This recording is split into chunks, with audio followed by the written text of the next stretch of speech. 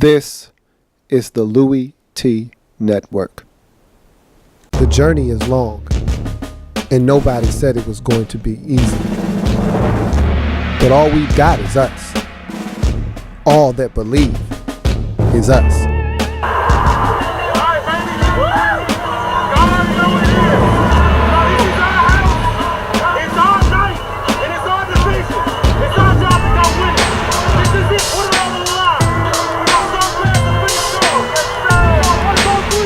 The Redskins Report.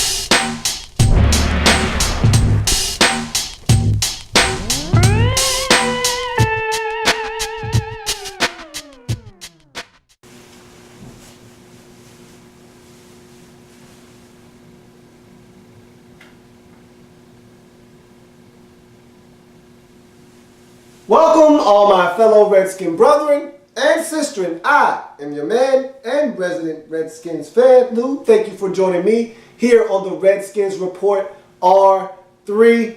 Quickly, 49ers, Redskins. I knew this was going to be a close game. I knew the Redskins were going to have a shot to win because the 49ers don't score points. So I had an idea that we would have a chance in this game. And I also thought that if Robert Griffin III wasn't at some point sat down in this game, we probably weren't going to win.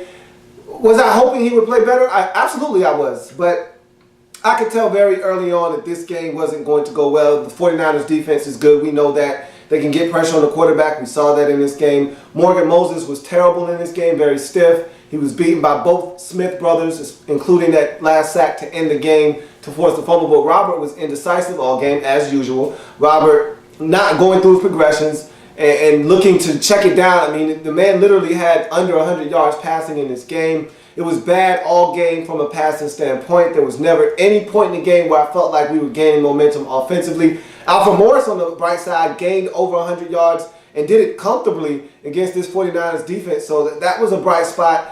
You wonder, with the success we had running, why we didn't have more success passing. But again, they talked about all week long dumbing down this offense and really making it simple for Robert to try to succeed in this game. You could tell, I mean, that was as vanilla a game plan as you can have, and we still weren't able to be successful offensively.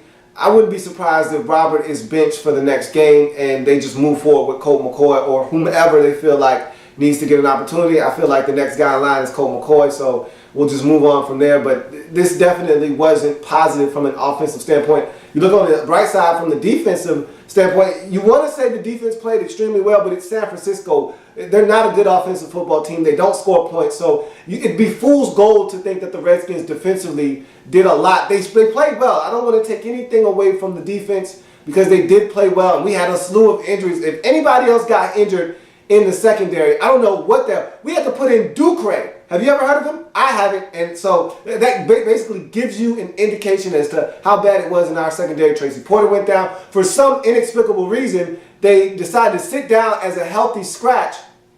D.A. David Amerson, he did something wrong. We'll find out about that later on, maybe in the press conference or sometime tomorrow, what he did wrong to be benched. But all in all, the defense played well. They gave us a chance to win. We actually won the turnover battle. We didn't turn it over, and we forced 3 turnovers and still only managed to score 13 points and still lost the game. Hey, we're the Redskins. We're now 3-8 on the season, and that's what bad football teams do. So kudos to the 49ers for getting it done. It wasn't pretty, but they got the W. It's what they do. And on our end of the deal, it's what we do. We have to find a resolution at the quarterback position. We got too much talent offensively to not be able to find ways to generate points on the offensive side of football. And so another game goes by, another game where the offense is anemic and Robert Griffin III is sacked over 5 times in the game. That's going to do it for this edition of R3 49ers Redskins. I'll see you later on for the Redskins Report.